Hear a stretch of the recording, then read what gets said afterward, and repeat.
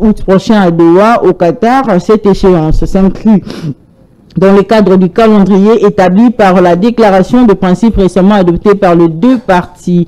Les textes énoncent l'engagement d'entamer au plus tard le 8 août 2025 des négociations formelles en vue d'un accord de paix global qui doit être signé au plus tard le 17 août 2025. Il prévoit également une feuille de route pour le rétablissement de l'autorité de l'État dans l'Est de la RDC une fois l'accord de paix signé. Le cadre de concertation appelle à un véritable dialogue national. Dans une déclaration parvenue hier lundi à la référence PIS, la plateforme politique salue l'initiative, mais alerte sur les limites du processus. Le cadre de concertation souligne d'emblée les tensions apparues de la cérémonie des signatures ou des divergences entre les parties ont ressurgi au grand jour. Le cadre de concertation, ajoute le journal, appelle à ne pas restreindre la recherche de solutions à une seule négociation du gouvernement FC123, mais à engager un processus politique élargi, inclusif et structuré. Il propose la tenue d'un véritable débat national fondé sur l'adoption d'un pacte social de paix, de justice et de cohésion porté par des institutions telles que la SENCO et les CC. Pendant ces temps, les nouvelles ne sont pas bonnes sur terrain. Au village de Boulera, dans le territoire de Walungu, au sud Kivu, plus de 19 civils ont été tués jeudi dernier dans une attaque attribuée à des éléments armés identifiés comme membres du M23. L'information a été rendue publique hier lundi à Radio-Okapi.net par la députée nationale Béatrice Navano, élue de Walungu. Procès Moutamba, Jules Alingeti et Kaboussé, titre Forum des As, alors que la RDC a entamé depuis 2022 la réception échelonnée de 325 millions de dollars de répartition imposée à l'Ouganda par la Cour internationale de justice. Un débat brûlant secoue l'opinion publique sur la gestion de ces fonds. En première ligne, l'ancien inspecteur général des finances, chef des services Jules Alingete, est accusé d'avoir organisé des ponctions contestables sur ces indemnités censées bénéficier aux victimes congolaises des atrocités commises pendant la guerre. Éducation, pour terminer, une forte délégation de MEPSP composé de 5 personnes à Guadolite, et la bonne nouvelle est annoncée pour les enseignants de l'EPST. L'objectif de cette rencontre entre l'équipe de MEPSP et le teneur de décret exclut la symbolique .net était déclaré ces enseignants debout et assis sur les fonctionnalités de la mutuelle de santé leur concernant. Très cher utilisateur d'Amkabeuse officiel, serré basantir parce que mission na bino mkoloma yese banane c'est on ko na bino na loboko nanga ya mobali selon l'ordre d'arrivée bien évidemment manamboka Ben Chumanga limoko ya alliance du changement parti cher ya manamboka Jean-Marc Kabundu madame na MKT mkoloma le nom de Koben. Merci beaucoup. Mbote mingi ndeko mopanzi sango. Batondi mingi na lokasa opesinga na mukolo lelo. Mbote mingi na peuple congolais. Bajuli bakwa kolanda biso na tango ya lelo. Mbote mingi na ba membre ici ke bakadre ya Alliance pour le changement, le parti cher Jean-Marc Kabunda Kaboun. Mbote mingi na président Jean-Marc Kabunda Kaboun, l'aigle national, l'espoir du peuple congolais na mukolo lelo. Et je pense que tu as la pour na matali mboka na biso ainsi que le lolengeni ezali kotambola. Très bien mwana mboka Ben na loboko nanga ya mwasi na ali na sengo ko yamba pona bino mwana mboka Dominique Mbaya limoko ya Union Sacrée ba communicateur boli madame na MK tu mukolo lelo. Mbote na yo mama na ngai mopanzi sango na pesi mbote na ko débattre na nga otoka bolane plateau atako ya pesi nga mbote te. OK. Na comprendre que azalina ba préoccupation na mususu na pesi mbote na tata mokonzi ekolo Félix Antoine Tshisekedi Tshilombo esikazali toujours c'était ba soudan na yo basa toujours sur le terrain pona koyebisa ba congolais bosolo rien que bosolo eloko mususu te na pesi mbote na président Médard Kankolongo oyo asali biso espace kitoko oyo permettre na ba congolais nyon surtout bazala informé na ngonga nyonso na kobosa na te na pesa mbote na président Nangai Didier Aleke oyo akobunda poete fondation FDAO et réaliser makambo ya minene pour soutenir population. OK. na kobo sanate na pesipe mbote na mungamba peuple monsieur Gaston Piana oyo akolanda biso pe na konga oyo. Très bien, moi mboka Dominique Mbaya to fogola manaka na biso ya tongo bozali sans ignorant na likamata de médiation américo qatari bana mboka bazali ya kovanda bazali kozela émission o likamata li ba médiation to yebi ke to ko luka ba solution na likamata li kimia na partie est République démocratique du Congo tata mokonde ko akolemba te to monaki ya bandaki makamna ye ya ko lobaka partout ko faire yebisa ba imboka ebele mokili na niveau international likamata agression tozo subir na partie est na biso to moni ba résultat to ko loba déjà ba résultat sur terrain ils allaient comment to moni accord de paix là qui signé le 27 juin signature ya accord de paix le 27 juin dernier to moni ki on esalama ki na Washington to moni également le 19 outi ko le juillet awa déclaration ya ba principe na esalami na dowa kuna ba rebelle il y a AFC 123 et puis le gouvernement congolais va signer déclaration de principe. Est-ce que tu veux que le Badea c'est enfin la fin de la sécurité na partie est ba mboka surtout il y a partie est ba ko na habitement mboka ben to le bandeni na sizie wana to moni déjà mais ba médiation il y a américo qatari et tout ko le bandeni mboka est-ce que tu veux que le enfin la sécurité est allée assurer na partie est mo mboka. Merci beaucoup maman Mopanzi Sango.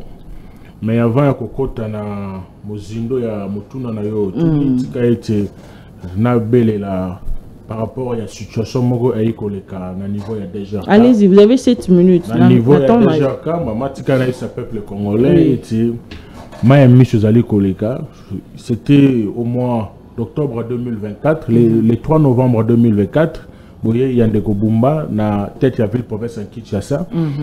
Comme il a toujours eu, toujours mal intentionné, il y a une continuité du pouvoir. Il y a des mobile wana na kati ya tête de la province de Kinshasa. Accueilli qu'aux structures autobéni na kombo ya DGRK, il a eu à mettre dehors plus de 2000 agents à DGRK, plus de 200 cadres à Tchebango Libanda.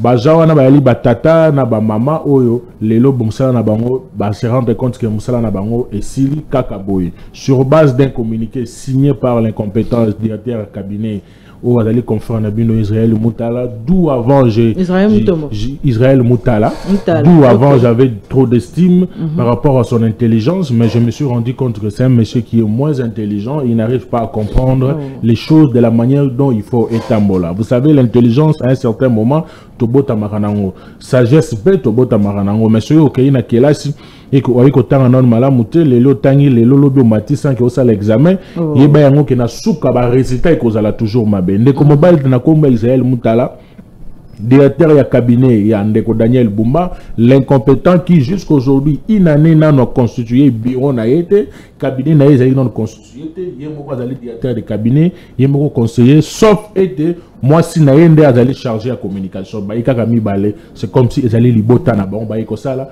ba ju en otage DGRK ensemble na DG Edi Bitalo na DGA Titi Mukendi na DGA Kabongo ba jouer ensemble le sous na ministre provincial de la finance ba jouer en otage malheur ya peuple congolais ou ba ko sa DGA bango ba comme ko lia mbongo na bango. Le directeur financier à DGRK a été convoqué la semaine où est Kolega par rapport à ce Joana, na commission parlementaire à l'Assemblée provinciale à Kinshasa, mais comment se fait-il que Bino Bobengani ba agent plus de 2400 agents, mais enveloppe salariale et zomatate. Les Komobali wana tellement imoïba les détourneurs à Betty Munoko. Tikana Ipsao que Ndeko Israël Moutala Keiko que Musika a violé même Mibeko ya DGRK. DGRK ils ont inspection il y a des services nango. Ceux qui agent Salimbeba, Basambi Sakayewana, Bakatelier Mibeko. Mais directeur à cabinet ensemble na ba DG na ba DGM Mibale, ba créer service anti-fraude na carte direction à cabinet, ba longoli na justice, ba jui des magistrats. Bayena ba on a carte directeur à cabinet, Moussana ba on ko sambi sa ba CGC, ba sambisio ba takelio amende double triple et puis ba yebiso mbongo zali ya DG mbongo zali ya DGA. Plus loin encore maman pense na ba preuve moyimba ezali ya la sujet mboka ya ezali biso la rassemblement pour éviter aux ezali milelo ya peuple bali kolela mbana wana babususu batata na bango bazali bayi kosala mosala bazo bate lolenge nini bako vivre déjà toujours que na mikolo ezali tellement ebele yakana sujet nazosenga na tata mokonzi ya mboka est-ce que naosenga na Daniel Bumba oyebi ou bien oyebite soko oyebite il est temps naosenga tata mokonzi ya mboka peuple ekotuna yo na mandat na yo osala kinini tokoloba te ke ezali DGT ou bien de Bumba te tokoloba yo tokotuna otala batata na bamama oyo bamona moya kotala ka oyo yakana makambo ya signature ya déclaration de principe kimia ekoti na este ya mboka te na minute to ekoloba na buti olobi walikale masasi ebetaki bato bazali na kati ya kokima aussi longtemps baoti ko signer accord de principe na Doha c'est ce qui se passe dans mboka na biso. À un certain moment, ils ont pu se dire on se pose des questions, mais qu'est-ce qui se passe réellement? Tant mon qui n'attend bah Seigneur qui accord de paix à Washington. Les jours suivants, il y a eu bombardement à l'aéroport à Minembo, il y a eu révoltement à côté à Uvira. On se pose des questions, mais qu'est-ce qui se passe? Alors, moi, l'essentiel pour moi, Isaac, nous devons d'abord prendre des choses au sérieux afin de comprendre qu'est-ce que nous voulons et qu'est-ce que la population veut. La population veut la paix. Et la paix viendra qu'aussi longtemps nous nous mettons autour d'une même table de toutes tendances confondues, que ce soit de l'opposition, qui ont pris les armes pour déclaration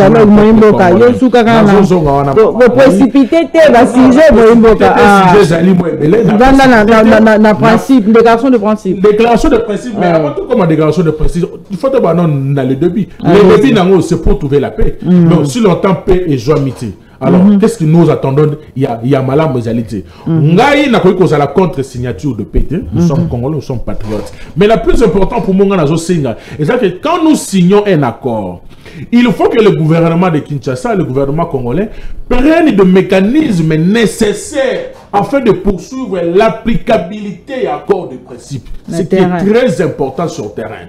Quand on a signé l'accord à Washington, il aurait fallu que le gouvernement de Kinshasa prenne des mécanismes nécessaires afin de mettre en applicabilité accord à Washington. Mais nous avons vu que cela n'a pas abouti à un bon résultat. Parce que vous avez entendu, on a posé la question à Madame ministre des Affaires étrangères, à quand la paix, elle était incapable. Il y a répondre à quand la paix. Quand bien même qu'elle a dit que si j'avais la réponse à quand la paix, je pense que je le dirais d'abord, la paix prenne à niveau Est. Donc comme il y a encore, il y a Doha. On a vu que la République démocratique du Congo, enfin, il s'est rabaissé dans la position de faiblesse pour aller signer l'accord Bayokana entre AFC 123 na République démocratique du Congo. Oui, c'est-à-dire mais gouvernement boyakiti babeki bakuta na négocier mama tobo sénateur babeki bakuta on négocier na bango. Pourquoi bapesa ki ba catégorie babi AFC ils ont revendiqué l'intérêt na bango AFC c'est illégal AFC ça boy enfin il y a le coquet olinga moi si ozolinga lelo lobby moi ça va pas oboya soko moi ça okuta na problème ya matanga yo koto mbongo na point de faiblesse wana akondimaka bolingana parce que ana problème ya mais sauf le gouvernement essaie d'être la maramio surtout ba imboka ba condition au ba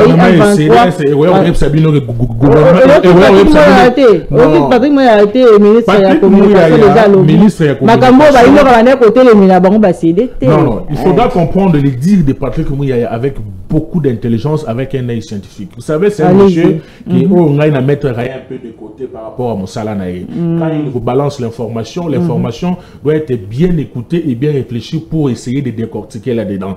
Les dires de Patrick Muyaya, je ne suis pas contre et puis je ne suis pas pour, mais je reste au milieu en train d'analyser. Il n'a pas dit ce que nous, Congolais, nous disons. Il n'a pas aussi dit ce que nous, Congolais, nous ne voulons pas dire. Patrick Muyaya est resté dans le respect strict de l'accord. Il a juste expliqué à travers le briefing, comme c'est une initiative qui n'a apprécié Kango Magaz. Il a essayé d'expliquer à la population que voilà, c'est ça, c'est ça, c'est ça. Et alors, il a resté au milieu de l'accord. Il n'a pas voulu entrer dans le débat des caniveaux. Dans ces cas, Patrick Muyaya avait bien expliqué. Mais moi, je mérite ceci. L'accord de principe qui a été signé de le gouvernement à AFC 123, que le gouvernement de Kinshasa prenne des mécanismes nécessaires. Nous leur supplions de prendre des précautions en telle sorte que plutôt accord wana et je réussir sur terrain. Parce que c'est le terrain qui compte. Peuple Nebiso aussi longtemps. Tout le monde a divergence, il y a idée. Nous avons vu, quand Patrick Muyaya a parlé par rapport à la récupération de la terre occupée, nous avons vu celui qui a représenté l'AFC. Il a dit que non, ils ont la place montée d'accord, nous allons nous retirer, nous restons, nous y resterons et nous sommes là. Déjà divergence. Or, l'ennemi nous tue. On ne peut pas aller vers l'ennemi pour que tout le monde bon de l'ennemi jusqu'à un tel point que il faut te faire voir que nous sommes un État, nous avons l'armée à qui ceux qui toquent dans la négociation et qui nous devons faire face à eux. Et tant que nous ferons face à eux, il faut bien que non, celui qui tue par l'épée mourra par l'épée. Aujourd'hui, c'est qu'il a toujours revendiqué, moi personnellement, n'a évité. Et je me pose la question, qu'est-ce qui se fait que Nanga se retrouve aujourd'hui étant rebelle, celui qui a été président d'une grande institution, nous implorons le pardon, il y a gouvernement de Kinshasa. Prenez cette situation avec beaucoup d'amour, beaucoup de conscience. C'est la vie de nos compatriotes. Ceux qui sont dans la bande, on a STT, bisous dans la bande, on a Est. Pas ces alliés qu'on a collés, les alliés, les alliés souffrant ces alliés. Aussi longtemps, bon, on a fait histoire, on vit d'abord et malam. Très bien. Mboka Dominique, tu as habité dans le Cambodge, une déclaration de principe. Est-ce que vous allez vraiment une avancée réelle vers la paix durable? Tu peux le banner, lobby na terrain. À lobby, quand tu as une revue de presse na terrain, résultat, vous allez déjà malam. Est-ce que tant au etikali penza Mboka Toromo na pena qui me côté de Mboka ya est au bazali ko espérer na kimi ate Mboka. Ndeko nangai mopandisango yambo ya nyonso pesanga nzela na mono zaki tolérant makasi parce qu'il a dépassé 7 minutes. Il a dépassé 7 minutes. Ça ne fait pas débat. Parce qu'il a parlé 8 minutes. Parce qu'au départ, il a parlé des gouverneurs. Oui. Moi, je vais profiter maintenant de cette occasion pour dire aux Congolais, bah gouverneur nyonso surtout bah ça la kaka mabete. Et ça na bateau yo, bah lina ba faille.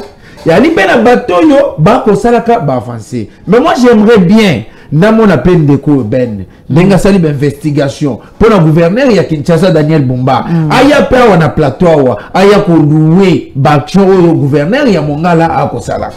OK. Parce que comment ça va à Kinshasa té? Biso toli balobeli ya population. Le gouverneur ya Mongala peut-être il y a habité Jean-Colin Makaka. Un monsieur qui a beaucoup investi dans cette province. Abandi, directeur et cabinet. C'est un monsieur qui a grimpé tous les échelons de la province.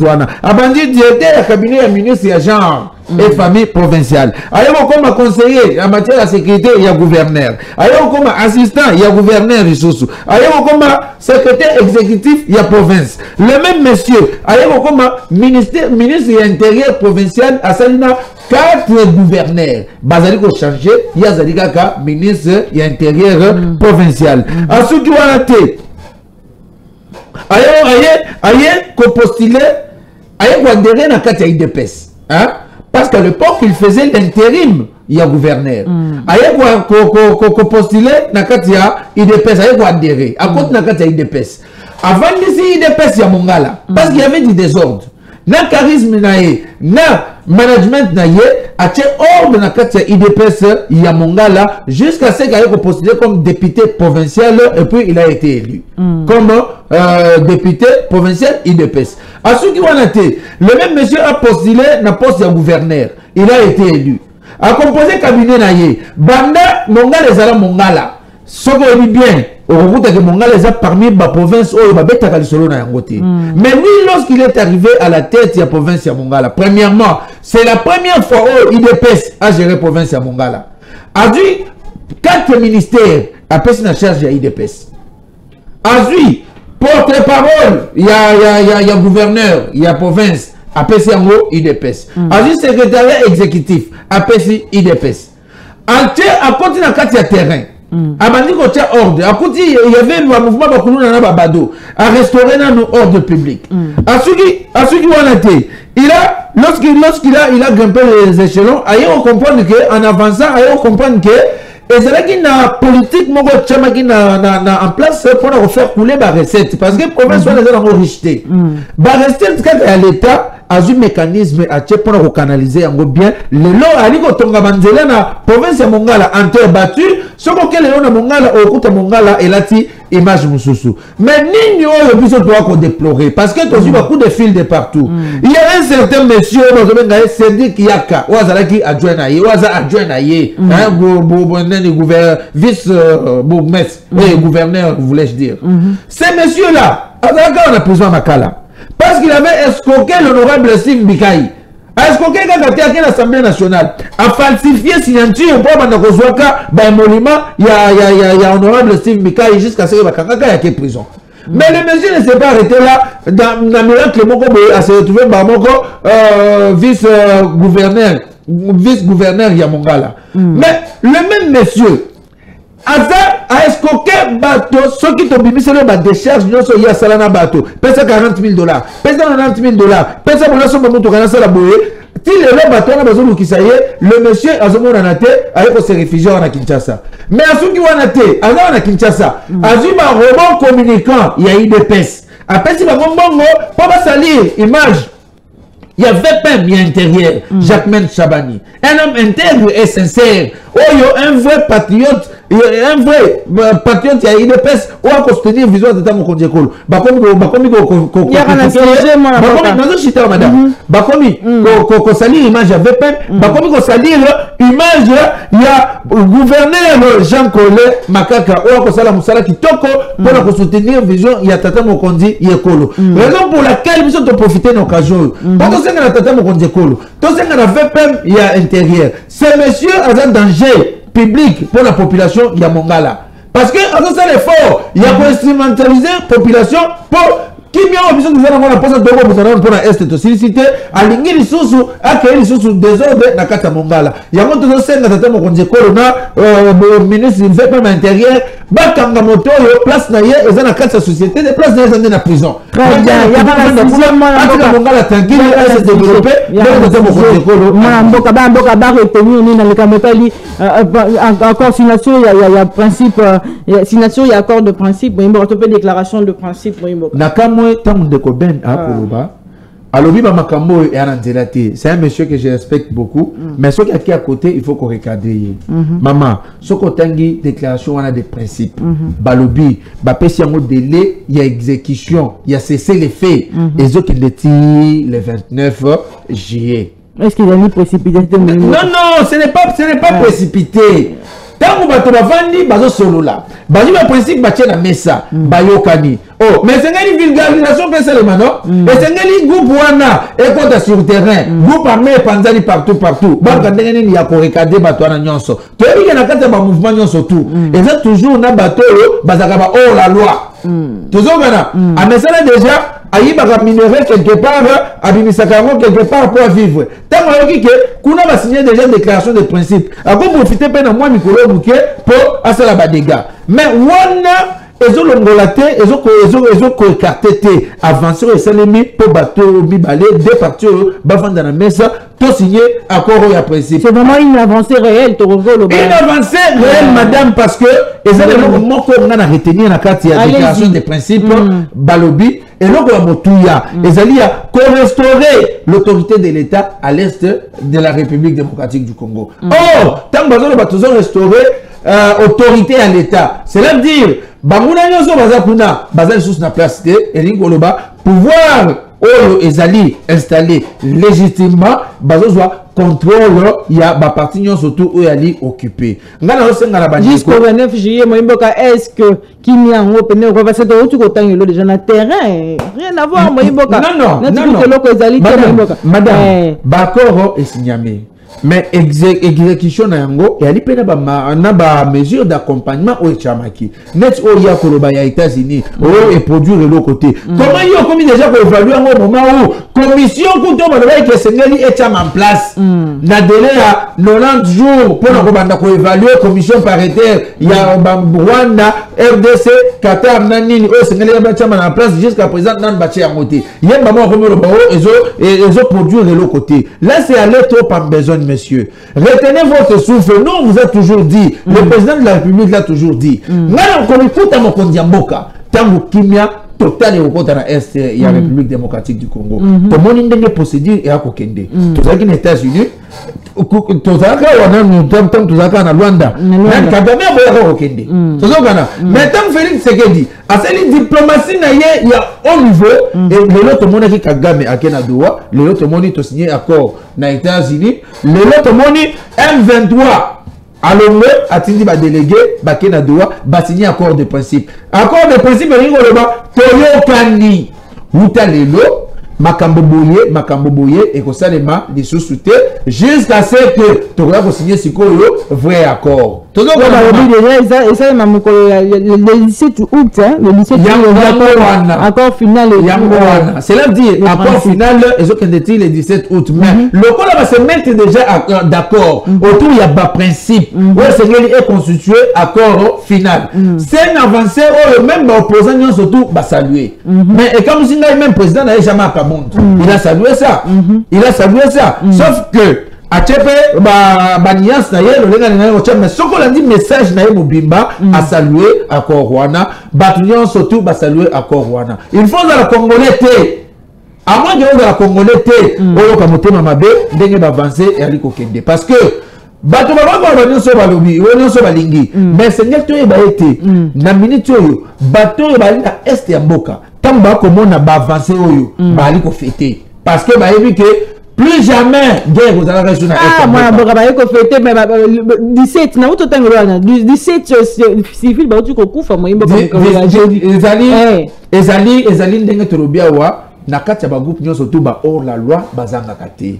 Mais donnons ça le temps. Moi je vous assure que dans les jours à venir, comme à la fin de l'année, attendez ça c'est moi qu'on a Est Mboka et la fin de l'année. Avant de comme à la fin de l'année, tout comme avant fin à mois d'août, tout comme avant fin à mois de septembre, bah mécanisme nous surtout c'est mis déjà en place parce que Batouana, basé sur n'est-ce pas au Kédélété. Il y a des gouvernement négocier n'était à faiblesse. Non monsieur, gouvernement négocier n'était à faiblesse. Tant que vous avez accord après CM 23 D'accord, on a un principe. Par contre, à récupérer autorité à l'État, n'a partout à la nyonso. Cela veut dire, Bango, Bazali sous nesika rokendete. Oh, peut-être Bazali, Bahana Katsa qu'on négocie, et Zali exil moko boye paisible. Vous comprenez? Peut-être Bango qu'on négocie, pour peut-être Batuna Bango, oh, Bakangai, Bazana Baboloko, parce que on a pesé na mais, oh, Etali, ba hostilité, na Katsa Mokoyu. Plus jamais, parce que le bourreau est déjà parti, Bangope, Bakei, et puis Bagou Barmenion, surtout, Oyo, se déclaraka, Bagou Barme, Bangonyon surtout, Bagozal sous Moussala et Akosalate. C'est ça le moment, tout le monde à Bango. Ceux qui ont la possibilité de se repentir, va se repentir parce que, t'as mon Kolo, à Fongol toujours Maboko, à Zos et la Bango, Bambate, Bazaba Imboka. Mboka Ben, où tu l'as Moimboka, Mboka. Est-ce que le lot Kobe, t'as mon conjoint Maboko, parce que tout le monde peut avancer, Moimboka. Surtout aujourd'hui, que le gouvernement, ils ont qui négocié na état et faiblesse, mais c'est pas le cas parce que, condition, au monité, autant de déclaration de principe et tout, au monité. Tata Mokondekolo, en tout cas, diplomatie, ça va, Moïmboka. Maman, je pense que c'est ça. C'est moi pas si peu maman. Comment on a été battu à l'union sacrée le premier qui a tawaï maïle n'engini mais ce que l'on voit na plateau a été endommagé. 3 minutes. Maïle n'a pas vraiment na bakani en obachon. Mais déjà en écoutant votre invité, je ne sais pas qu'est-ce qu'il a parlé, qu'est-ce qu'il a dit, il a expliqué quoi. C'est un monsieur intelligent, je le connais, mais je me suis toujours dit en dehors du plateau, il réfléchit hors. Mais dans un plateau, il réfléchit pour satisfaire son propre parti politique. Donc je ne serais pas étonné de voir lui dire ça. Je vous rassure, en dehors du plateau, à recharger, mon cher, vraiment Monique, tu as échoué, ma casse. Maintenant, on est dans le plateau, on a réussi, on a gagné.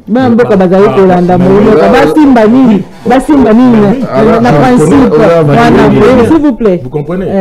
Très bien. Donc, Azali, Mouto, Naroye, Sanaba Kongomani, Bolana Nabino était, c'est normal. Ah! Maman, une déclaration de principe, moi, Imboka. Maman, journaliste. Pour tout le monde, question, Mouto, le lobby qui est tombé, peut-être, beaucoup. Mais la diplomatie. Qu'est-ce que la diplomatie agissante a apporté comme résultat positif? Oh, le peuple, la mission est bénéficié. Mais, yo, comment on a été, moi, Imboka? Comment côté jusqu'à na komona eloko soki na moni le rebelle nanga quitte le territoire la ville ya Bukavu na Goma à Longwe. Le gouvernement Kinshasa est récupéré Et en ce moment, on a bêté les beaucoup. Tant qu'il n'a pas réussi à monter dans le mais les avancées, comment je ne vois aucune avancée. S'il avait avancé,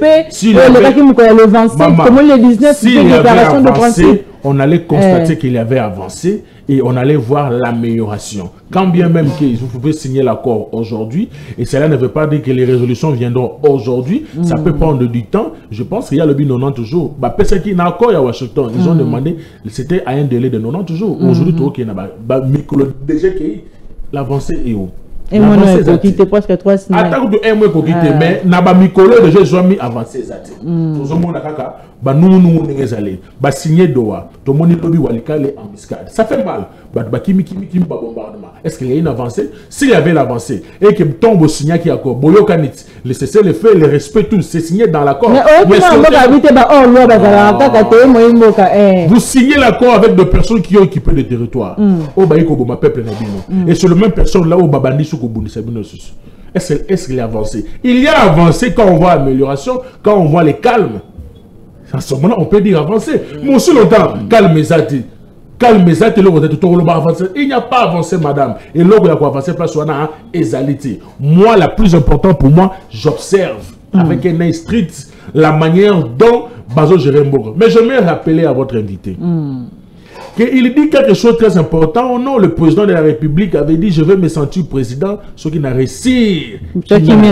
Mais déjà, il va c'est ça le problème. Tout ça, la compte à rebours. Dans le premier mandat, ils n'ont pas réussi à garantir la sécurité. Le deuxième mandat, déjà, il y a 3 ans. Tout cas, il y a des ans qui maintenant, je me dis, est-ce que dans les 2 ans restants, aussi que guerre à Est ou bien c'est là où ça pose un problème. Moi, je leur demande, dans le 2 ans qui est resté, bon, ça là, il est mort.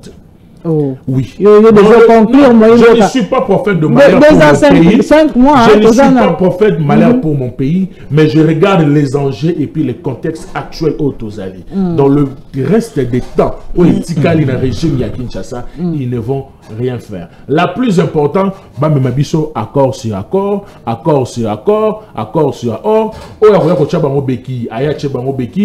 Élection coquille. M. Félix-Antoine Tshisekedi a déposé naïe. Oya, alors que la bisokima. Suite au compté naïe, ça sera une erreur. Parce qu'il a déjà échoué. Mais Olandi Manambo Katalobi d'ici la fin de l'année. Non, il y a un c'est pour satisfaire son parti. Les gens pour satisfaire Kongomano va souffrir dans STT. Jamais n'a pas exemple. Il y a comme analyse, il analyse pour satisfaire son camp qui est l'union sacrée. Oui, c'est normal. Il ne dira jamais, il peut dire, comment on a A, mais il va attendre le B. Parce que ce lobby A et qu'on est tombé par naïf. Mais sinon, je ne sais pas si on a le deuxième sujet, directement dans la minute, parce que nous avons une question, on a comprendre les déclarations de principe, comprendre accord de paix et tout, mais dans terrain. Boulou et Kezali toujours continuer, moi, mais tant que vous avez découvert, il y a que avancer, égalité, tout ça et tout, le maman Nangaï, Nali, qu'on rappelle yo, était bateau à Boigna. Babindele, hein, tu veux rappeler Banamboka. 3 minutes. Et Zalina, adage zoro belobi, motomorindo pour la bomber la cambo. Comment y a bakomi? Parce que ce monsieur n'a pas pris le temps de lire avant de venir ici. Vous comprenez? Tant que vous lix à Golobalobi, avancé à l'été, et mon année est à 8 ans au Tangati. Parce que n'a qu'à y accord, Oya, auto signé à Washington, Balobi, et ça n'a étape, les 2 parties. Badali ko soutenir accord nous soutenir et que nous signer na Doha entre RDC na AFC M23 et ça il y a 3 semaines tout le monde déjà accord de principe et signer na Doha comment il va avancer ça parce que on les ali moko ya iloko zali souligner na kati accord ya Washington après le temps. En attendant, tu as dit que commission ou a suivi l'accord, mais les 2 parties, et c'est va s'investir pour être deuxième accord et signer na Doha entre AFC M23 na République démocratique du Congo. L'autre signé accord Rwanda. Il y a qui avancé sur base de quoi? Il faut comprendre que ce sont des incrédules. Même ceux qui sont ces gens ici. Parce que même hier, souvent dans Zambé, à la Moussa Bato. Mais bateau misusu bandima été tout ça kana biso to senga bango bandima Félix Sekedi il y a pas de Félix 2 ans c'est à toi reste dans ton coin compte Bizarre de dire que dans 2028, mandat est légitimement et possible. Mais rien, colorate que atika nano kimi à est comme ça muto koya kosala wanza lokola ozali ko cacher na mémoire ya ba congolais. Ozali ko cacher na mémoire ya ba wazalendo ba pesa momo ina bango pour te mitumbe sila. Et là lokola ozali ko finga bandeko ba ko ndoko bakuna na est. Parce que yo vanda olati kavas ozali ya olala bango kuna bio bango ba mene yo éviter. Tant bango bazo yo kayo so bango éviter. Président de la République atika nano ata la c'était nini yo liki sekeja sala. C'était yo liki sekeja sala yo sala mateza nini. Bandera de Tonga. Masangu ya service national to sur le terrain. Gestion ezali malamu na République démocratique du Congo to rôle babon homi marombi ya guerre. Lorsqu'on parle de la gestion, toujours gérer Mboka par rapport à la condition où il faut gérer Mboka. Vous voyez bien que l'effort non surtout budget et qui concentré dans l'effort de guerre. Maintenant surtout va bien. Maintenant toujours le batolobi to si sa guerre. Parce que cette guerre est sili, le développement est côté. Mboka doit se développer tant guerre est sali. Parce que tant guerre est sali, batma ko kufa. Ba infrastructure est ko beba. Baba firme nous est fonctionner te toyebi biso yebinete na minute ba banque kuna na est ya mboka et ko fonctionner te tout ça c'est ba manque à gagner pour l'état ba investisseur ba li ko souffrir maintenant oublier azo courage aller fufu atondi aya wala plateau azo courage à l'autorité botika na sekende tika na makambo est ya mboka à se concentrer na 2 ans na ye muto akoya nde aya ko vendre sa sécurité na est donc elle a dit que avant maîtriser même pas makambo ya Zoloba. Elle a dit que avant de respecter na bande konabiso o ba ko souffrir parce que ngana ko signaler que na minute kuna même bana batangi malamu te ba hôpital malonga ya lité ba bombarder na hôpital. Le nombre de morts ne sont pas à compter. Lorsqu'on ajoute encore 2 ans, et c'est pour eux comme à combien? Non, Tata Mokonde Kolo a géré à lobby, je vais offrir une paix durable à la République démocratique du Congo. À Pessimiso, Kimianaye, à travers Bakoro Mibale. Et dans la groupes armés, et dans la Rwanda, et dans la Moutumususu, ou à la RDC, pour l'opinion retiendra que c'était grâce à moi Namboka Félix Antoine Tshisekedi Tshilombo. Mais permettez-moi. Allez-y. Permettez-moi moi question T parce que Toyebi P en 2013 bayi M23 na bayi qui peut vaincu neto na bayi régime ya Ndeko Kabila et tout mais tout monde qui ressurgir les sources Moyimboka en 2019 to le bandé Moyimboka. Est-ce que peut le l'autre revendre peta ku bakor ngo esimba le lobby sous to moni sous ressurgir non? Maman et c'est ngeli au retenir était mouvement il y a 2013 et là qui le là yo vanda na kati ya ndaku na yo on comprend mais yo moko pour échapper na contrôle ya bato na baona ndako OK coopérer na babandi le bimbo ya moko taboyiba après to kokabola Kabila kanani azama mba M23 c'est quoi assisté M23 ndenge ni soki yele lo azali mba M23 wana laka Après tout, Azali depuis Kala. Azali Kala. CNDP, et on a eu. Mais qui n'est pas 2023 Kino, Tomata Mokondekolo, qui est Kotakati. Et Zalaka procédure, Moko va utiliser pour qu'on filtre un combo davantage. Parce que tant que ça libre brassage na ba mixage na bango wana ndo mona bazo ben filtrer non surtout bazaka mesure ya kota na gestion d'une manière officielle te ba koti bango se ba fongoli bango se ko porte ba koti bango ba vandeli mboka na biso parce que justement ba mboka ngo bazo banga ke ba koro na ba signature ya ba principe déclaration de principe awa sikoyo contexte et ali lo ndenge moko te contexte ya lelo et ali que Tata Mokonde Kolo a sali vrai diagnostic ya problème. A côté que le problème a ezali ba M23 problème ali Rwanda parce que Rwanda nem ta ko financer bango. Na sila na ye liboso. Tam to ke ko sila na OK, le Rwanda na sila na ye, siko na zo sila na siko na ba M23. Azo asila ni pena bango kimi ekoti mbaramoko. Mais on ne peut pas tout dire, on ne peut pas tout saluer. Ça qu'on passe hommage na moko ya ba lieutenant ya Tata Mokonde Kolo Mundi mais qui n'a pas été valorisé à sa juste valeur parce que tout le monde a dit maman Kaikwamba va pesa kai flair mais maintenant on va appeler Tata Mokonde Kolo était na kati ya bitumbo biso surtout ça qui na kati na front oyo bapeseli mama Kaikwamba Flair ezali front diplomatique a réussi à arracher accord bongo na front médiatique Patrick Muyaya Katembwe qui a placé chaque verbe à sa place. Nous sommes sans ignorer que ceux qui les lots ba M23 basé chance à évoluer ma capacité. Oui, armée d'habitude sur terrain, mais ba manquer pas des gens populaires.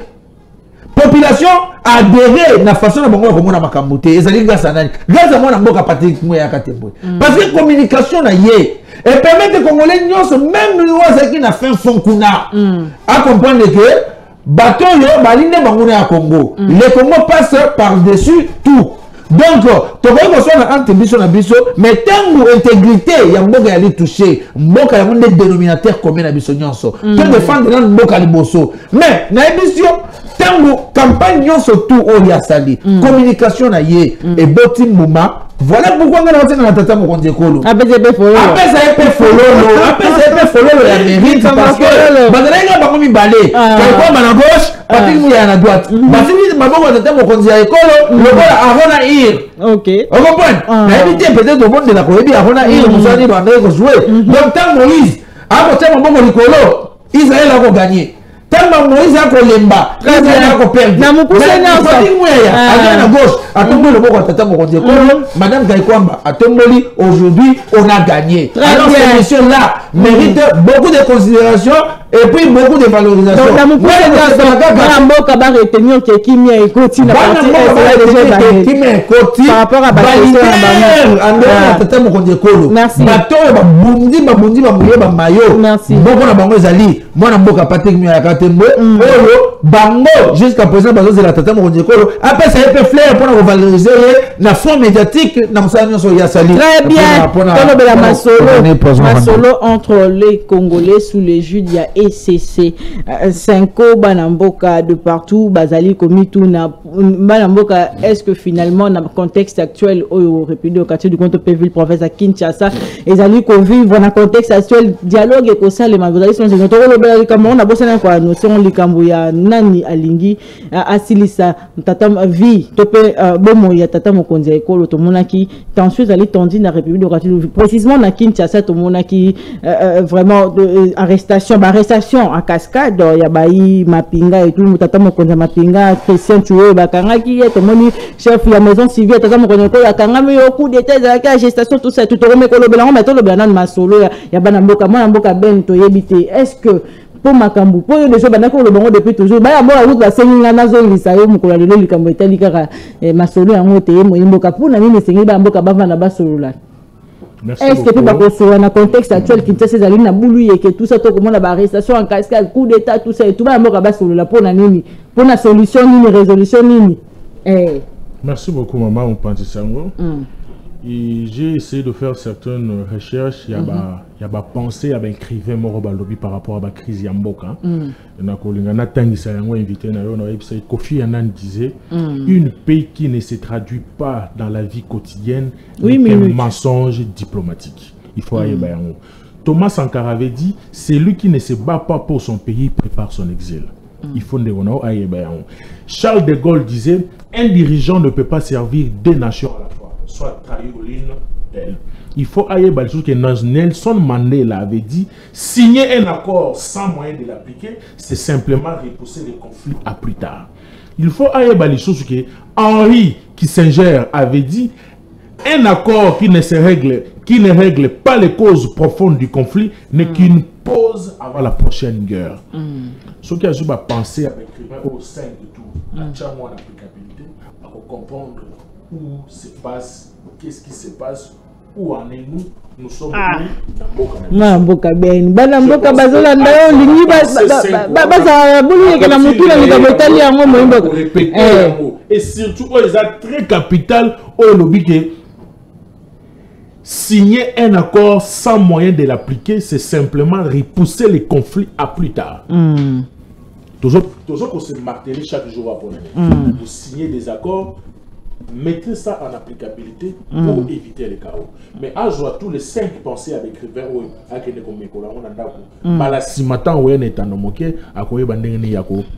explication par rapport à Makamo ya ikoloba ina kota vraiment na kati de bango union sacrée bon ba réfléchir bango makanyisi na bon pour na réfléchir pour na mboka et yaka après oh oui maman on pense ça côté un sujet dialogue inclusif. Le dialogue inclusif entre Congolais et Congolais, c'est quelque chose de très important. Ça fait partie aussi à sortir à crise. Pour nini crise nini moyimbo ka uti ko yebisa biso wa ke makamo ekotalema e ba secteur ekotambola malamu déjà na Kinshasa na Congo mobimba.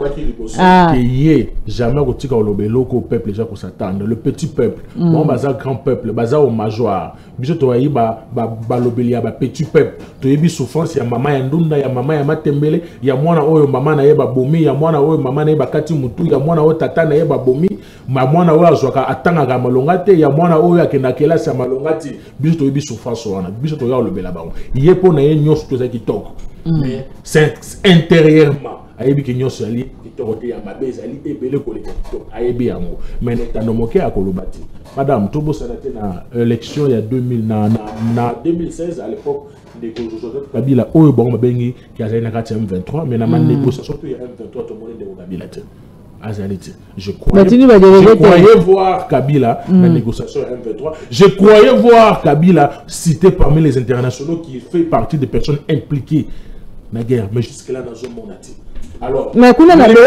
ba délégué même ya se mona ngo konza ba kuna ya ka ba délégué même awa pe na Congo gouvernement ka ndeke na ki ba sélectionner ba représenter gouvernement congolais na lobi lo momi ba le comprendre ngana lobi boy to moni Kabila na délégation M23 to moni Kabila cité et pas internationaux international non surtout que non il fait partie il est impliqué to ki bangote. Mais une classe politique qui a assez identitaire, il dépêche na union sacrée, c'est un Rwandais. Donc on ne peut pas espérer na bango. Bon, on réfléchir, na c'est à quoi il y a bien on ne peut pas entrer dedans. Sauf qui mais sur les arbres moutons pesser le pouvoir le big on a attaquer le pesser le pouvoir le big on a c'est ni chaud ni froid. Il dépêche Kabila, c'est un Rwandais. Inutile. Il dépêche pour ça qui partit surtout dans le mandat. Il dépêche il y a non, le premier mandat t'attends mon conseil tu sais que Mulumba na IDPS il y a les lots c'est différent madame ça faut pas oublier que je fais l'IDPS dès que tu sais qu'il a pris le pouvoir le premier mandat oui le premier mandat que tu t'es 2018-2019 j'ai quitté parce que déjà dans le bagarre non il va rien faire dans le bagarre et puis toujours qu'il c'est en 2019 que j'ai quitté ma lettre de démission et dans la fédération il y a tchang place la démission je voyais qu'il y aura négativité et négativité. Il y aura un dialogue. Madame, en 2016 quand Kabila ne voulait pas organiser les élections. S'il vous plaît, vous aurez le temps de répondre. Allez-y. Allez-y. La politesse de Gilles. Allez-y.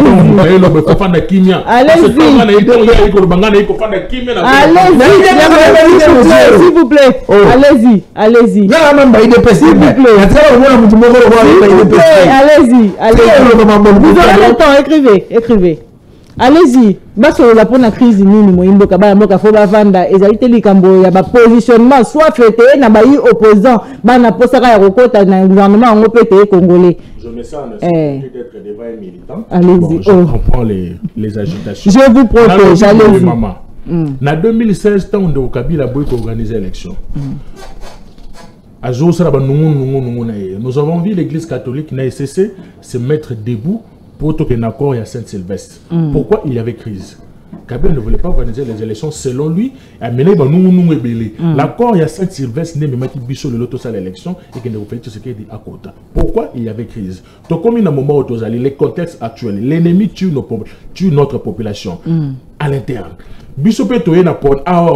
Certaines personnes ont choisi les armes, d'autres n'ont pas voulu choisir les armes. Bon, la logique n'est pas normale. Et la plus importante, c'est que choisir armes. Choisir armes, c'est très important. C'est penseur majeur pour nous déclencher toute la crise.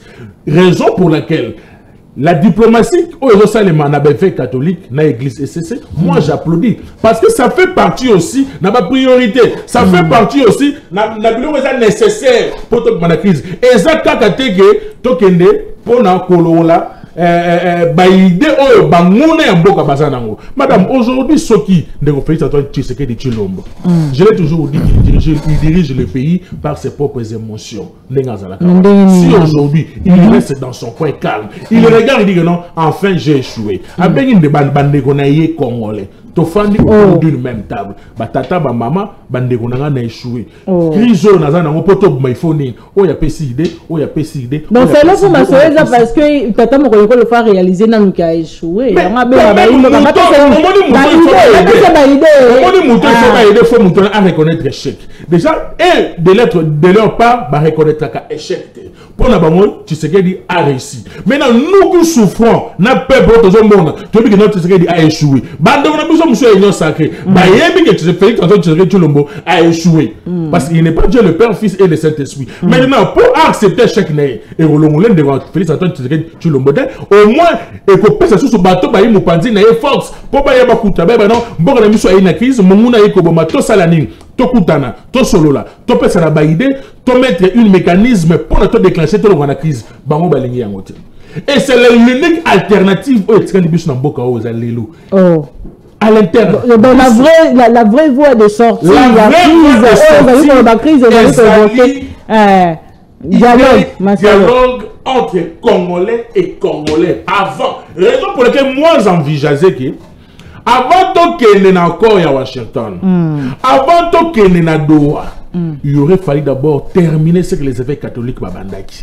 Vous avez vu les évêques catholiques batambolaki, bamoni, ba classe politique n'y a pas opposant à la Congo, na Kinshasa, ba kei même ba Koti, même na Goma na Bukavu, ba moneni na banguna mboka na biso, ba sololi, baza na résolution na bango, ba ye ba présenter on tata mokonza mboka. Voilà, nous avons parlé ça. Chacun de nous a pensé qui ba point de vue. Voilà. Alors, il aurait fallu toquer na kawana. Lélo, je me félicite. J'avais dit. Consultation qui s'est fait avec Ndogonangaï et Bérande, c'était nul sans effet. Aujourd'hui, où ensemble nous. Mais quand Bérande consultait, Bango, Baleka qui na télévision, ils ont applaudi que Bérande fait un bon travail. C'est ça le dialogue, c'est ça la consultation. Mais aujourd'hui, tout ce que Bérande avait fait est jeté, oublié. Pour le gouvernement Union nationale. L'oublié. C'est ce que même a oublié. Vous avez vu hier. Dans une chaîne radio, ils ont dit que le président de la République va signer une ordonnance pour la consultation. Maintenant, je me pose la question, où est parti ce que Ebérand avait fait? Raison pour laquelle, Bango, Bazawana, Soli Bache, Bango, Monoro, Baye, Balobi. Non, trop, sur les Simbité, Bazongi. Mais ils n'ont pas la culture au sein de l'esquisse. Bon, le dit, oh non, on ne va pas négocier avec l'M23, la illégalité et tout. Afin d'affaire, bon négocier. Pourquoi ne pas avoir cette culture à Rozo, à peuple, Bolimbi Sabiso, Tokosa Kibino, Tozoba Kibino, Talasu, il faut négocier na bango. Très bien. Madame le Président, dans le contexte actuel, pour finir, dans le contexte actuel, vivre. Voir un monsieur normal avec l'intelligence, abotamment à tous les 48 chromosomes, soutenir les pouvoirs en place. Madame, c'est de la sorcellerie inconsciente. Très bien. Dominique, to éviter moi mboka ndauti koloba et puis bana mboka be surtout il y a opposition ba kokanisa que voix vraie voix il y a sorti une crise sécuritaire na crise ya gestion surtout ya mboka ba koloba ezali kaka esengeli ba mboka ba fanda te na table moko ba solo la masolo etali mboka ba pesa tata mokonze koloba ide ndemo na mboka uti koloba na kamotali bokambite na 2 ans o etikali mo mboka yo kokanisa ndenge nini maman ngai oyebi que en tout cas, les Congolais, est-ce que Vandi va retenir que ces messieurs a Mabé il y a de mauvaise foi. Parce que prendre les kilos, il y a sur la place publique au Lobaké, Félix Tshisekedi a échoué. Oui, il a échoué. Si on n'a pas la sorcellerie, hein, soit on doit être né de la mauvaise foi, Oyo et Ali Nakatia ba moins les pinières en fait. Parce que Tshisekedi a côté Nakata Bokonjo. Tshisekedi a côté Ebola, a Sinisi Yango. Tshisekedi a côté a hérité Covid-19, a Sinisi Yango. Tshisekedi a hérité guerre, a donc c'est na Sinisi Yango. Tshisekedi a installé gratuité de l'enseignement. Bana le roba comme Kotanga. Grâce à moi na mboka uli ba Konga, na si oyebi bien. O anaka initiateur ya projet. oh même qui projet wana akuti ba engi ba on futa mata ba ni futa bango le même monsieur moi Tony moi ba asali mo sala te na ngai Tony moi ba tasse na epenza na mona yango mingi te ngana moni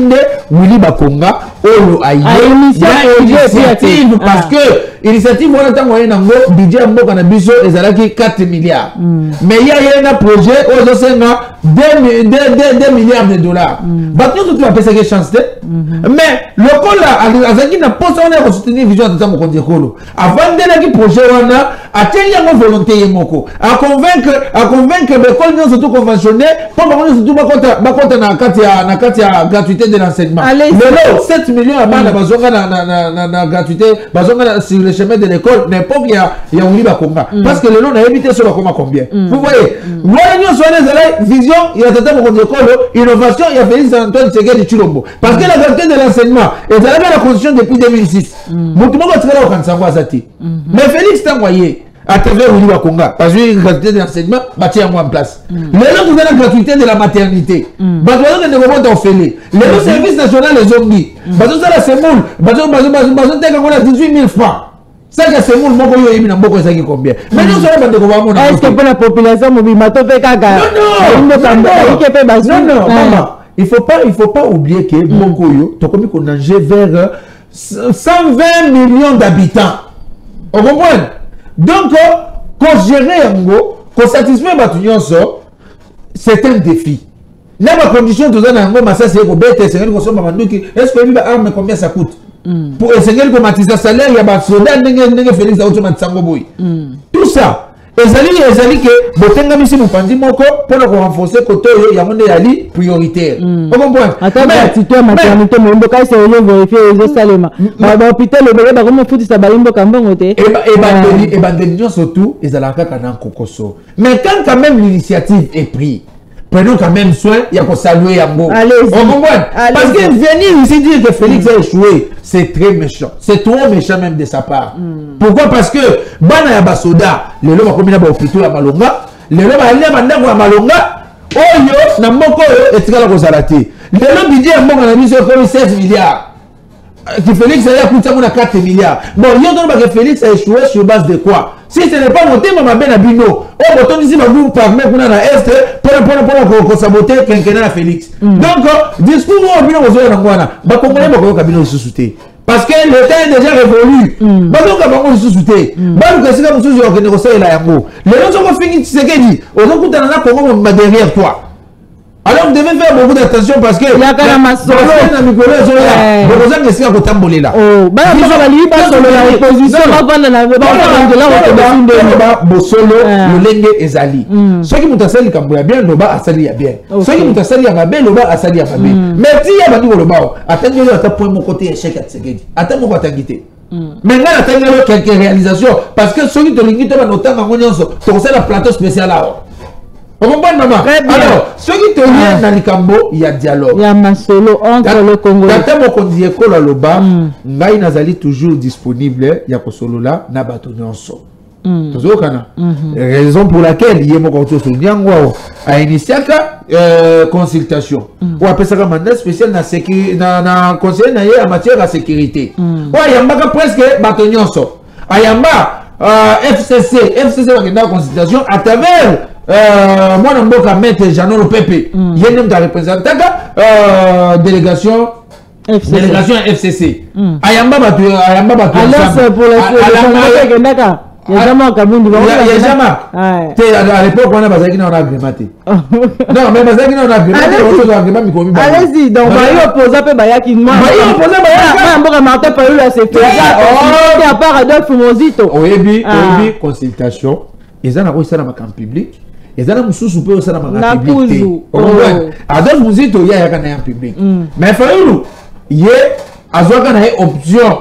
Il y a que se faire consulter d'une autre manière. On comprend? Il y a un qui est banchère. En réalité, il y a un conseiller spécial en matière de sécurité. Il y a Bingaï et que ça la peut-être bien tenir. C'est un tata pour qu'on décolle le Yamoko Yamangaï. Au moins, il peut être pour qu'on décolle à Yamaki à consulter Yamoko. Vous comprenez? Donc, ceux qui j'aiment à Cameroun, on a fait la pause à consulter. Mais à ce cas-là, et pas de temps, on dit que à 5 audiences, on va consulter. Mais, dire que le problème du Congo, toujours résoudre dans le dialogue. Dialogue. Sous l'égide, il y a dialogue, basé là, ce qui légitimité à ce qui est décidé. Parce que le président Félix est élu légitimement à Zano na kati ya mandat na ye. Bon, na évité bango tant ba se dialogue, ba se ngo sur base de quoi? Parce qu'il y a eu les jeux démocratiques élection en 2023 et puis Félix a distingué qui na majorité absolue. Siko nazo baté bango ba dialogue sur base de quoi? Ce qui ont lobby sous l'égide ya Basango na Bandani. D'ailleurs, on a aussi na Basango. Base on a longtemps il y a quoi s'enir dans spiritualité na bango. Oh. Na sika ko quoi s'enir espace politique. Bango ba munda s'enir dans spiritualité na bango. Ce qui ba yebi tenani wa ko pesa bango ba idée ya base na ba vraiment basali ya Nzambe. Ngana notinda bango ba kende bango na porte patriarche na ngai Christophe Kabongo. Comme ça, il y a moyen de savoir basali ya Nzambe, bavivaka ndenge nini atangisa bango bosantu ya basali ya Nzambe. Parce que batwana bazali atene loko moko oyo ko refléter Nzambe tele makamyo so ba ko sa. Basango na cha omaina munoko ya ngonde omoni mwana mboka abeshole mwana mboka abeshole lobaki te bino ba imboko bozwaka pouvoir ceux qui bozali na opposition bino na boko kangama na ba bete na batata mokonde na 2016 bozali na ngam na bamena bango te pona kotia ndeko Kabila libanda mais lelo bakomi mabete mo imboka IDPS abanda ba marche contre Kabila depuis 2005 basango ba makate na 2005 tant que IDPS a voté non voté oui to zaka na kati mboko yo baye sanga basango ba mbela wapi tant que IDPS a voulu participer à l'élection moto sasa ka dirija élection en 2006 ezaki moko ya beno siko bango ba ko bandenge nini ke opposition tembela ke pana bango moment bango ne ba tembela ko lelo IDPS a combien de pouvoir non pour la IDPS même d'abord ko organiser ba marche a marche combien ça limite. Par contre, tout le monde va dire que le mouvement rebelle, kuna bapamboli nanga, baimisi nanga balobi nanga, oza penza mobali to bandaka ko luka. Parce que tout le monde s'en était cardinal Ambongo. Alors moi lobi, toza na posa il y a un Congolais courageux, on va renverser le régime. Tout le monde nanga bimi kuna, tout le monde batindi fiction smuteba. Accueilli, tala expression faciale ya papa wana. Ta mozo pambola nanga. Aimisa lobi félicitations. Tu n'as tué que 20 millions mon fils. Continue. Bâtir sur 5 millions. Mais tu as dit par contre le but. Dialogue na bango bala babalia. Bambate dialogue wana na minche za na place pourquoi? Parce que bango baza pe parti pour les na dialogue. Ce sont des politiciens. Ce sont eux ndeba bandi ko ko et c'est ça go baza pe parti na kati dialogue. Tozongela. Bango ba organiser dialogue sur par contre le chita mama.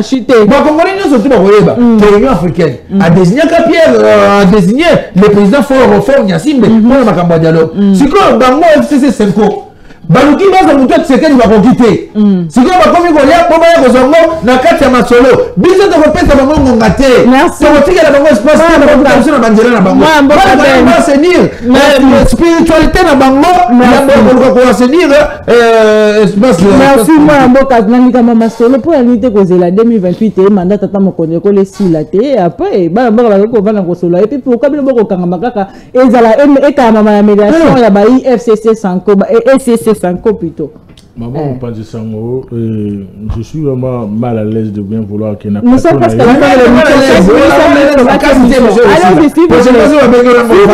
s'il vous plaît. Allez-y. D'être dans un plateau de télévision. Dans Moucho, Azo, qu'on se faire limiter, mais il n'a pas réfléchi au point d'embauche. Alors, mais oui, tout ce qu'il dit, moi je me pose. Selon lui, il a inventé des réalisations. Selon lui, il a inventé pour satisfaire la famille politique. Là, je le répète encore pour la troisième fois, il a inventé des choses pour satisfaire la famille politique. Vérité et la ligne. Aujourd'hui, sur votre plateau, invité Nayo pour le Lix de parler avec légèreté du président Jean Botama Kabunda Kabundi. Il faudra avoir un peu de respect, c'est quelque chose de très important. Aujourd'hui, ils nous inventent que non, ils nous menacent, nous, que dans les jours à venir, tout le cas place, il y a Kotambola. Mais non, monsieur, on ne menace pas de personnes qui disent la vérité. C'est plutôt nous, de nous menacer, bino, qui bossent là au peuple, c'est qui nous pouvoir. Ceux qui bossent là, on ne va pas vous laisser faire. On va vous taquiner, on va vous pousser, on ne va pas vous bercer. Vous allez travailler. Vous allez chercher le pouvoir sans pourtant être... pourtant, vous avez eu le pouvoir, vous avez cherché le pouvoir sans pourtant être prêt. Vous allez assumer. Vous allez assumer. Vous allez avec Madame, na minute oyo. Au moment où... S'il vous plaît. Au moment où... Non, s'il vous plaît.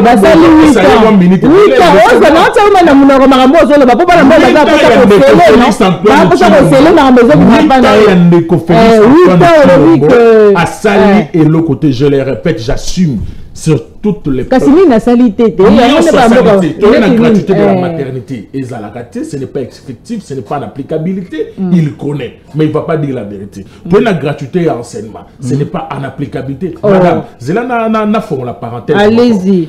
La dame qui est ministre, il y a enseignement au Madame Raïssa. Voilà la manière dont cette dame a dirigé le ministère. Aujourd'hui, il y a un service dans le ministère enseignement, il Cerni.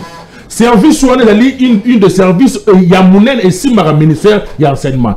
Cet service n'a pas réception. Il y a tout ce qui est frais, tout ce qui est momo. Et là, service où ils ont apporté plus de soutien au ministère enseignement. Mais voilà la dame, cupide qu'elle est. Elle voulait maintenant qu'on exclure Cerni.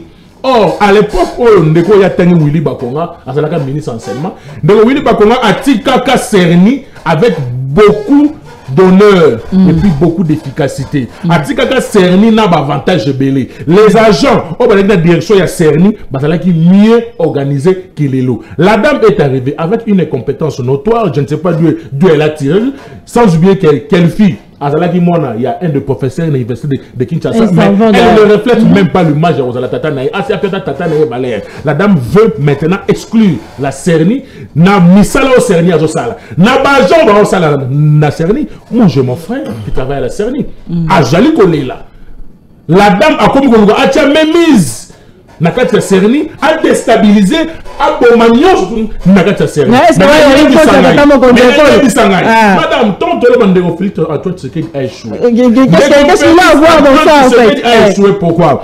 Ndeko Félix Antoine Tshisekedi a un premier ministre qui est Judith Toulouka. Une incompétente qu'elle ne pouvait pas y être en place. Quand même, la première ministre, la première ministre, les compétences, c'est comme madame l'Assemblée nationale, vice-président, tout le monde sont des compétents. Allez-y, allez-y. Il y a des points vous ne gère pas. Moi, je ne gère pas. Lui, au moins, il gère parce qu'il est dans l'union sacrée. Mais c'est en Félix Antoine Tshisekedi Tshilombo, Azana premier ministre, comme Judith Toulouka. Judith Toulouka a joué programme au gouvernement par rapport à 6 ans de gouvernement de Tshisekedi Lobaki a présenté. Mais Judith Toulouka a sali le gouvernement. Le gouvernement travaille dans la vision Tata Mokonzi, Yamboka. Maintenant, ce qu'il y a un secteur où échoué, qui a échoué, ce qu'il y a un secteur qui a échoué. Est-ce qu'on va dire que Malou a échoué, on va dire que Félix Tshisekedi a échoué. Pour la justice. Si la justice est à Mabé, Bozu est incompétent, le rôle de Moutamba Bochet. Si la justice est on va dire que Moutamba a échoué, non, on va dire que Tshisekedi a échoué. Ne comme maman journaliste, Bozu est incompétent. C'est lui qui a passé des classes G1 à Tanguinengue Moussous, G à Tanguinengue Moussous, à surtout comme licencié. À qui Mamboka, oh, Nabadega Moria Mabé, Botier ministre à sport. Lélo, sur le sport et baby. Est-ce que Bolobandelo Bidi Moumbé a échoué? Non, on va dire que Félix qui a échoué. C'est ça. Dans tous les plans, Félix Tshisekedi a échoué et ça des bons. Ce n'est pas Félix Tshisekedi qui est le ministère. Mais pourquoi pas attendre la fin du mandat? On ne peut pas attendre à la fin du mandat pour ce pilote Pierre Il y a un défaut pour la soirée. Un de monsieur qui s'appelle Mende. Mende regrette même d'être près du chef de l'État, de l'ancien chef de l'État, Kabila. Il regrette même, il dit avec souffle que je regrette les temps passés avec lui. Qu'est-ce que Kabila n'a pas donné à Mende?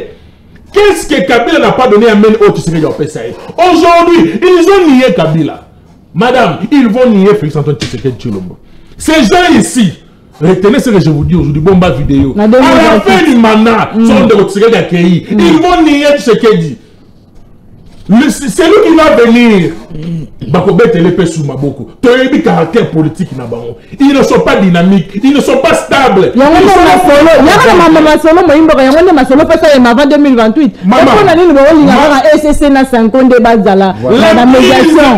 crise est devenue réelle. N'oubliez pas en 2022, Ndeko Fayulu avait dit à Tshisekedi que le pays était en crise. Ndeko Tshisekedi a Boyaki a dit que le pays n'est pas en crise, je n'ai pas de poste à partager avec eux, mais je vais répartir ma poste. Il ne faut pas oublier, à l'époque, Bounagana était déjà prise. Je me suis rendu compte que Bounagana était qui bande RDC. Selon lui, na Hongrie, il y a une crise.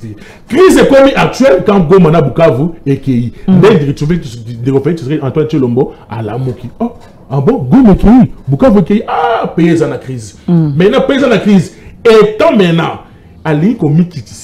c'est ça le mal chez lui. Il ne veut pas se rabaisser. Même si tu es chef de l'État, il faut quand même faire un pas en arrière. Pour mieux sauter, il faut reculer. Autant que j'ai échoué mon premier mandat, j'ai échoué au deuxième mandat. Pour mieux sauter, je dois reculer. Qu'est-ce qui a fait que Est Kuna et Kebo. Ah non, c'est parce que j'avais fait ça, parce que j'avais fait ça, parce que j'avais fait ça. Ok, je dois m'orienter pour qu'il ait trouvé ma résolution à dire. Rien du tout. Donc, vous toujours dit Tshilombo, accueille toujours dans ma preuve. Oh, tu vas répondre à la question. Non, madame.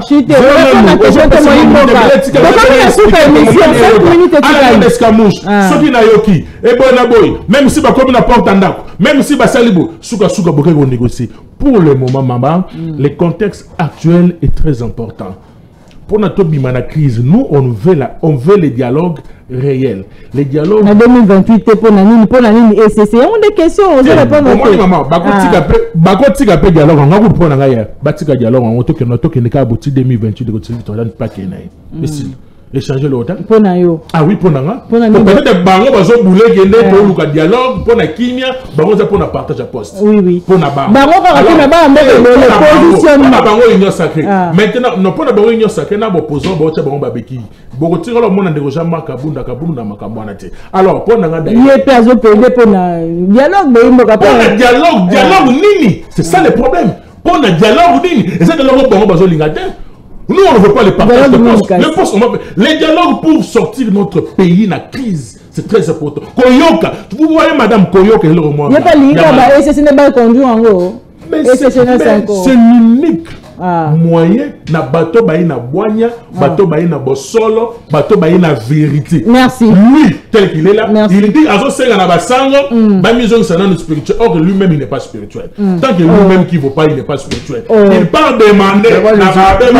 Merci beaucoup. Merci. C'est la fin. C'est la fin. Merci.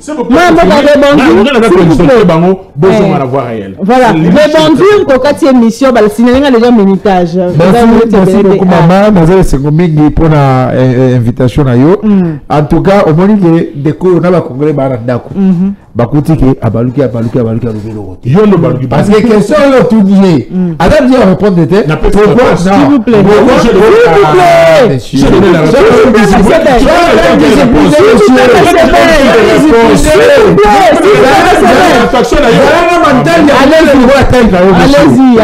allez-y, on chute ton cette émission. Donc, s'il vous plaît, suivez 2 minutes. Comprendre que Dekoyo a lobby et l'autre côté. Pourquoi? Parce que Basango oye a Korobawa batunye balobi pour nani Basango a pesi réponse té à quel plus loin lobby té totika kaka Ndeko Félix a que Tina Souka c'est que pour mais quand lui il vient ici dire que Kabundo Azami mais Azana posé à poste té oh mais Kabundo premièrement il représente quoi dans ce pays? C'est qui?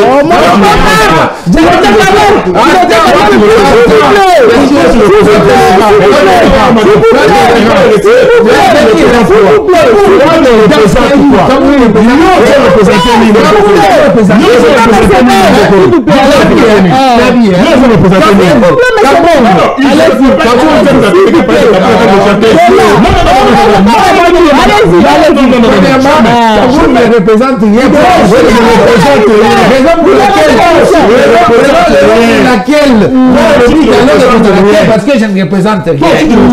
Moi je ne représente rien. Dans le but, Félix Azali élit légalement. Et c'est là qui est dans le mandat Tina Souka. Alors, Bandeko, maintenant on peut partager le gâteau. La minute, même si on peut partager le gâteau, mais là on a passé le gâteau. Mais là on a un gâteau pour la bino. Bon, on a une population. Madame, monsieur. Kabound, attendez, premièrement, on a probité morale. Excusez-moi, j'ai